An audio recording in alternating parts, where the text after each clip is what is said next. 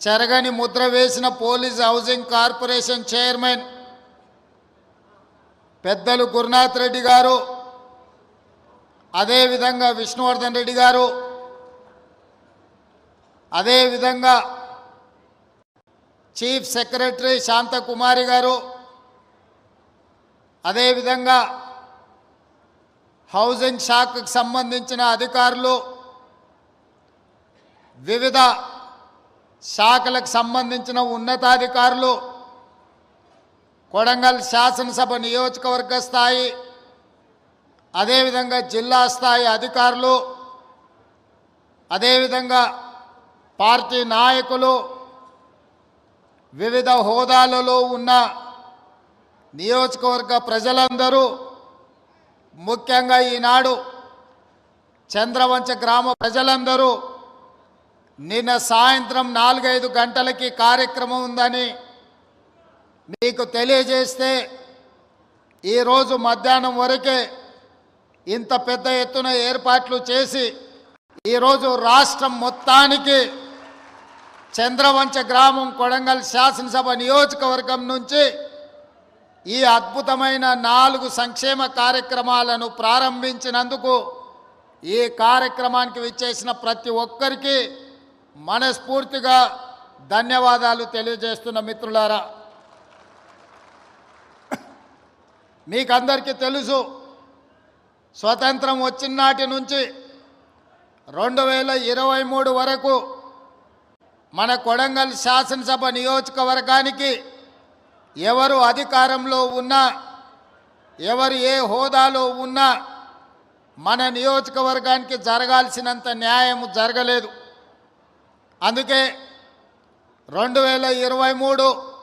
డిసెంబర్లో జరిగిన ఎన్నికల సందర్భంగా పెద్దలు గురునాథ్ రెడ్డి గారు, అదేవిధంగా శాసనసభ నియోజకవర్గంలో ఉన్న ప్రజలందరూ ఆలోచన చేసి ఈసారి ఖచ్చితంగా ఈ రాష్ట్రంలో కాంగ్రెస్ ప్రభుత్వం ఏర్పడాలి, ఆ ప్రభుత్వానికి కొడంగల్ శాసనసభ నియోజకవర్గం నాయకత్వం వహించాలి అని మీరందరూ కలిసికట్టుగా కష్టపడి అత్యధిక మెజారిటీతో ఇక్కడి నుంచి నన్ను శాసనసభ్యుడిగా ఎన్నుకుంటే శ్రీమతి సోనియా గాంధీ గారు, మల్లికార్జున్ ఖర్గే గారు, రాహుల్ గాంధీ గారు ఈరోజు ఈ రాష్ట్రానికి ముఖ్యమంత్రిగా నన్ను నియమించడం జరిగింది. ముఖ్యమంత్రి బాధ్యతలు చేపట్టిన నాటి నుండి మీకు కొంచెం దూరమైన, మిమ్మల్ని రెగ్యులర్గా కలవకపోయినా 4 కోట్ల తెలంగాణ ప్రజల యొక్క బాధ్యత, తెలంగాణ రాష్ట్రం యొక్క అభివృద్ధి, 4 కోట్ల ప్రజల సంక్షేమ పథకాల్ని అమలు చేసే పనిలో నిరంతరం శ్రమిస్తూనే కొడంగల్ యొక్క గౌరవ ప్రతిష్టను పెంచడానికి నిరంతరం కష్టపడి ముందుకు సాగుతున్నాం. ఇవాళ రాష్ట్రం నలుమూలల కొడంగల్ శాసనసభ నియోజకవర్గం నుంచి ప్రజలు చూస్తున్నారు. ఇవాళ రాష్ట్రంలో ఎవరికి ఏ సంక్షేమ పథకం అందాలన్నా కొడంగల్ శాసనసభ నియోజకవర్గ ప్రజలు ఈరోజు తీర్పునిచ్చే, ఆదేశాలు ఇచ్చే పరిస్థితికి ఇవాళ కొడంగల్ శాసనసభ నియోజకవర్గం చేరుకున్నదంటే ఇది మన అందరికీ గౌరవం. ఇవాళ ఈ వేదిక మీద ఉన్న ప్రతి ఒక్క నాయకుడు, ప్రతి ఒక్కరూ వారే ఎన్నికల్లో నిలబడ్డట్టుగా,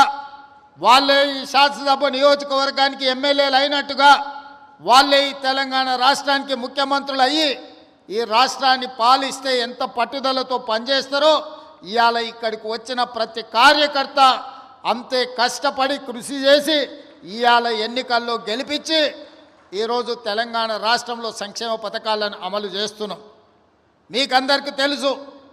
ఇచ్చిన మాట ప్రకారం ముఖ్యంగా భూమికి, విత్తనానికి ఎంత బలమైన అనుబంధం ఉంటుందో రైతుకు కాంగ్రెస్ ప్రభుత్వానికి కూడా అంతే బలమైన అనుబంధం ఉంది. ఆనాడు డాక్టర్ వైఎస్ రాజశేఖర రెడ్డి గారు 2004లో గురునాథ్ రెడ్డి గారు పెద్దలు ఎమ్మెల్యేగా ఉన్నప్పుడు రైతులకు ఉచిత కరెంటు ఇస్తాం వ్యవసాయానికి అని చెప్పి మొట్టమొదటి సంతకంతో ఎల్పి స్టేడియంలో రైతులకు ఆనాడు 9 గంటల ఉచిత కరెంటు ఇవ్వడమే కాకుండా 1200 కోట్ల రూపాయలు రైతుల మీద ఉన్న విద్యుత్ బకాయిలను, అదేవిధంగా వందలాది కేసులను ఒక్కటే కలంపోటుతో ఆనాడు కాంగ్రెస్ ప్రభుత్వం ఆ కేసులను రద్దు చేసింది. రైతులకు ఉచిత కరెంట్ ఇచ్చింది. ఇదే కాదు, డాక్టర్ మన్మోహన్ సింగ్ గారు, సోనియా గాంధీ గారు 72,000 కోట్ల రూపాయలు దేశంలో ఉండే రైతాంగాలకు ఒకే ఒక్క కలం పోటుతో రైతు రుణమాఫీ చేసి 72,000 కోట్ల రూపాయలు రైతుల ఖాతాలో ఆనాడు రైతు రుణమాఫీ చేసి ఇందిరమ్మ రాజ్యం అంటే రైతు రాజ్యమని, వ్యవసాయం అంటే దండుగ కాదు, వ్యవసాయం అంటే పండుగ అని ఆనాడు నిరూపించడం జరిగింది. అదే కాదు, రైతులు పండించిన పంటకు గిట్టుబాటు ధర ఇచ్చుకుంటూ రైతు సంక్షేమానికి అన్ని రకాలుగా సహకరిస్తూ వ్యవసాయాన్ని ఒక పండుగగా ఆనాటి ప్రభుత్వం చేసింది. అందుకే అది వారసత్వంగా తీసుకొని బాధ్యతగా భావించి మొన్న జరిగిన ఎన్నికల్లో కూడా మన పార్టీ, మన ప్రభుత్వం రైతులకు 2 లక్షల రూపాయల రుణమాఫీ చేస్తామని చెప్పి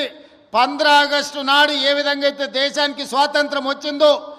రైతులకు కూడా రుణాల నుంచి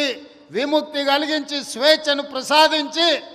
25,50,000 మంది రైతాంగానికి 21,000 కోట్ల రూపాయలు